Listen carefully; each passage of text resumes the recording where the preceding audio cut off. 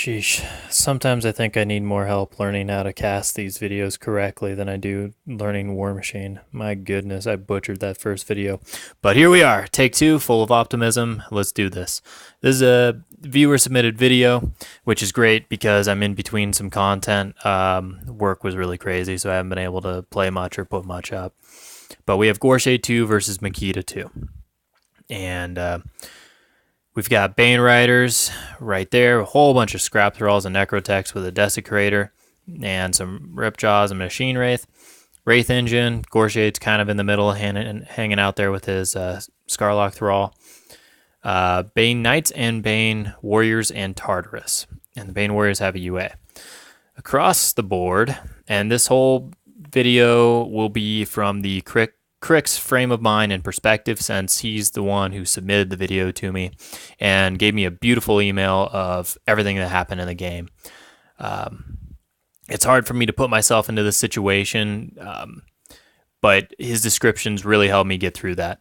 Across from the board, we have the Cataphracts that have the guns that do fire damage, and then we have Cetrati with the spears. The guys in the back there are not the brutes or the savages. They're actually being proxied as tyrants. I think the one with the spear, though, I think he is actually a Cyclops. There's also another unit of Tyrant Commanders over there, a Gladiator, and then Molik Karn is hiding behind that house because he loves that house for some reason. There's 2 units of Praetorian Swordsmen who will be getting vengeance through Makeda. So let's do this. Dash goes up, Praetorian run, everything runs, get up that board. Also note the immense amount of terrain. There's a pretty good amount of terrain on here. I think there's 9 pieces, and then you add into that 2 clouds, and there's a lot of terrain on this board. Yeah, there's just a lot. So we have a Wraithe Engine up here peeking around the corner. Bane Knights have occultation on them, so they're stealth. Bane Warriors are back out of the threat range of the, I think they're Incindiarii. I really need to look these up before I do it. There might be a take 3 just so I can get the names right. Just one video. I want to get the names right of the units that I'm up against. All of them. Every single one of them. I want to look everyone in the eye and I know your name. Probably not, though, because I'm feeling like this is a good start so far.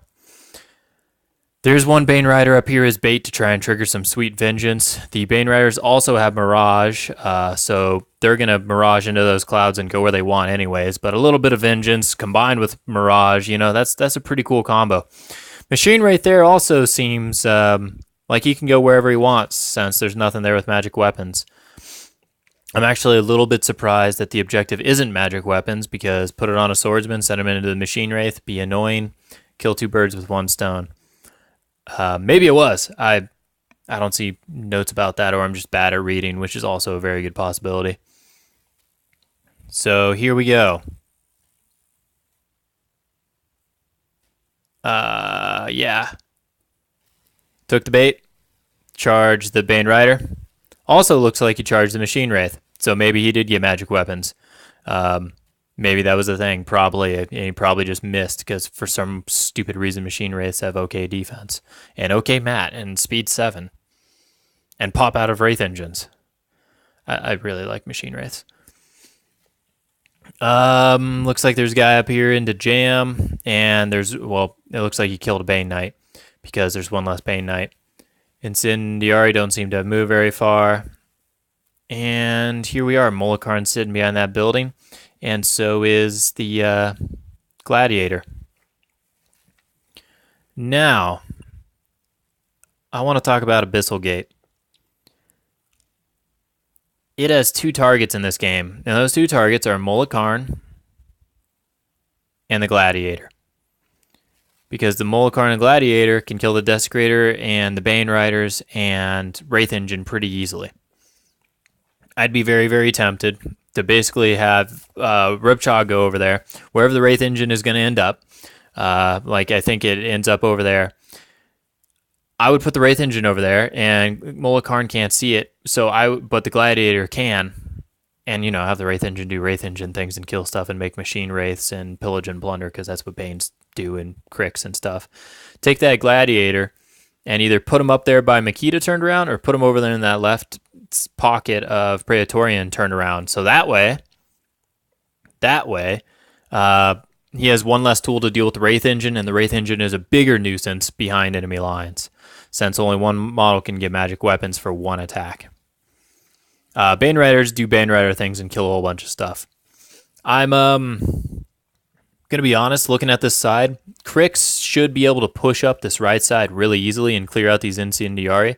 There's just a skeleton maintaining force right here. And I'd even be tempted to take those Incindiarii and put a few farther back so that way they hold this side longer. Because really, if you've got Bane Knights, Bane Warriors, and a Wraithe Engine being held up over here on this left side, not able to score because you can just get a model in there to tow that zone each turn, and you can sweep and push this side, that's a pretty good deal. I'd bait in these Bane Knights or Bane Warrior Riders, maybe with a little bit less. Maybe try and get Molik Karn to charge something, sidestep through, and just hose all the Bane Riders all at once. Because it seems like a pretty... And then follow up with the Cataphracts and the Praetorian Swordsmen. I don't know if I'm a huge fan of how many models are sitting here, but you know what? I will say he does have stay death. So there's a good chance the Bane Riders can just go right into him and not get anything done. But let's see what happens.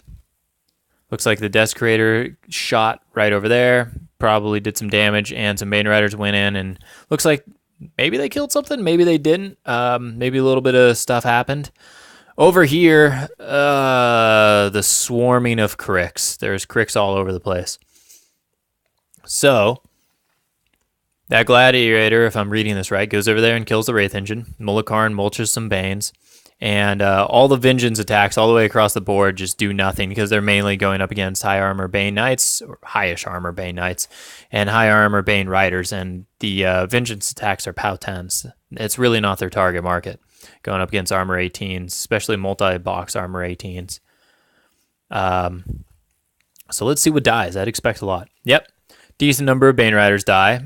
And Skorne has pushed a little bit further forward, and Molik Karn is right up there in that middle. And yeah, Wraithe Engine's dead, and some Banes are dead. So now what happens here is the Makeda gets Abyssal Gated and turned around, and then smacked to death by Goreshade and Bane Riders and all kinds of horrible, horrible things that kill Makeda. Then there was a reset because they realized that Makeda can't be Abyssal Gate. She is a Warcaster. Abyssal Gate is like TK, except for it's not like TK at all. It's 3-inch place effect, which is better than TK, but it cannot target Warcasters, and it cannot target your own models, which is way worse than TK because it ruins a lot of the abuses of TK. 3 inches is pretty dang good, though. But instead, what they do is they clear the board. They have let me make sure I'm getting this right. Yep, okay, I got this right. Goreshade goes up, and instead of Abyssal Gating Makeda, it was too hard to reset everything, so they just instead had him roll the dice and kill Molik Karn after freezing him. And then Bane Riders and a whole bunch of other stuff went in and just killed a whole bunch of Praetorian Swordsmen over here with impact attacks and whatnot. Over here on the right, let's kill some Cataphracts and some Swordsmen, because Banes and... Oh yeah, these Bane Warriors are still way back here. They are back. Well, now they're a little bit more forward. And so here we are.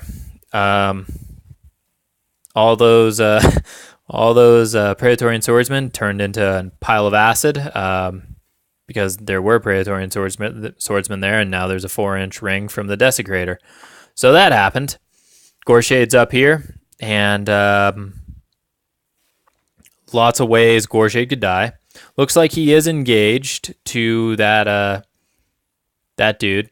So what I would do is have Makeda walk up there, do prostration and boost to hit it, and knock down Goreshade, and then walk the Gladiator over and beat the crap out of him.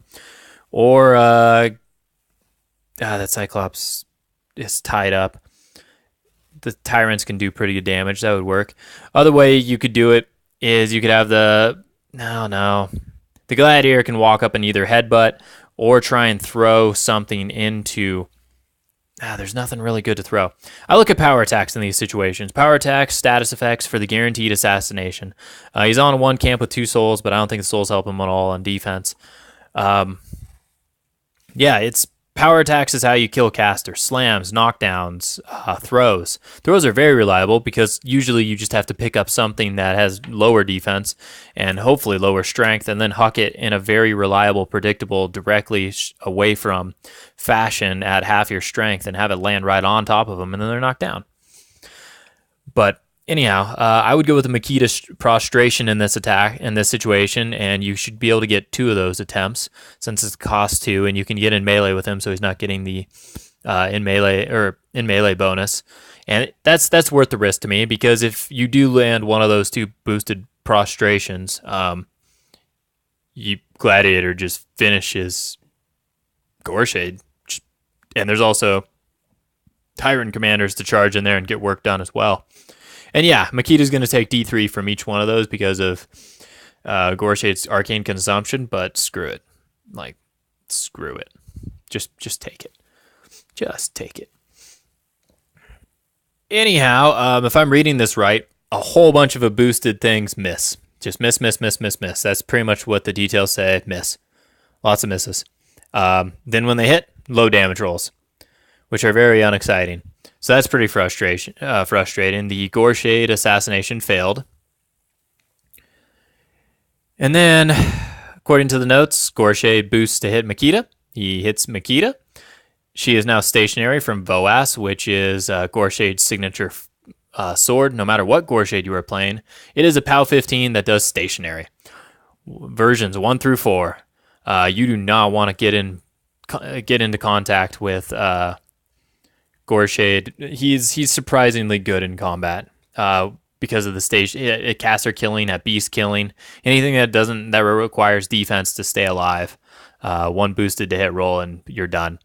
So yeah, the attacks just get bought until POW 15s kill Makeda, and that is the game. The scenario was at 4-2 at this spot, and relooking this game, I think there needed to be a lot more care and positioning on the Skorne player's part for this left side, because that should have been a 1 battle. It was Bane Riders and a Desecrator against Molik Karn Gladiator, a unit and a half of Praetorian, and Cyclops and the Cetrati. That was the Skorne player's side to win, and you can grab a lot of map with that. This spot over here is going to contest this zone, so you'll never score that zone, but it's your opponent's anyways. You can start scoring that left circle. You can score your zone pretty reliably. And I would use fast little Praetorian on the right, and the Incinerators or Incindiarii, or I hate forgetting their names. I would use them to kind of hold things up and hold these guys up over here, and just be a nuisance and a threat, and maybe light some things on fire, even though occultation is really annoying. And I would do that until you can create a significant scoring advantage over here and bait the Bane Riders out from behind their clouds. Because the Bane Riders can be playing this hit and run Mirage Vengeance game where they just are super, super annoying to get rid of. And also, the Praetorian Swordsmen need to get rid of them on the charge. Once the Bane Riders into their face, even with Power Swell, I mean, they're Combo Strike, POW 14, Power Swell, so I guess that's pretty good. Or maybe they're POW 13s, but that's actually pretty good. They should be able to clear through Bane Riders. I would also suggest staggering the units, since the Vengeance attacks mathematically aren't going to do very much for clearing jammed Bane Riders. I'd suggest, rather than doing Praetorian Swordsmen in the middle and Cetrati on the left, I would mix them into each other. And the idea is that if Banes get in your face, or Scrap Thralls get run into your face, or Ripjaws go run into your face, one unit can clear the other so that the other unit can charge. It's clock intensive, because the unit that unjams the other unit is in that unit's way now. But if you take a little bit of time and plan it out, no problem. You can do it, and you can gain ground. Whereas the objective of being jammed is to make it so you gain no ground and a next turn alpha is set up with the models that aren't jamming. And that's more or less sort of what happened. The clouds are really, really super annoying and excellent placement. Over here, you don't, as the Skorne player, I wouldn't use much clock. I would just move the Incendiarii around, take some shots, don't really think about it too much, and make sure that you're never really giving away too many of them at one time. So that way you can continue to just stay around over here on the right. Because all you need to do is stay alive and continue to make 2 units of Banes, dig each model out one at a time. Because that's kind of the goal, is you kind of need time to work out this cloud puzzle over here. And this house is beautiful for Crix, especially when you have all these ghostly models and a Wraithe Engine that's incorporeal. This house is fan-diddly-tastic for Crix. So the terrain is, and definitely the terrain usage is in Crix's favor for this. Well, those are my thoughts. I think I'm happy with this take too. I'll post the list, the perceived list, in the comments below. Thank you for this submission, and I really like talking about these, and I like seeing these, and it gives me a chance to talk about something that's not Ret, which I'm sure you guys also probably like that as well. Because Ret's really cool and all. I think Ret's awesome. That's obviously why I play them. But they're not very diverse. Okay, they are really diverse, but they're still Ret. Like, it's a big, bad, awesome Warmachine world out there, and it's nice to talk about and show something that's not Ret. So, yeah. Thanks, guys, for the submission, and awesome.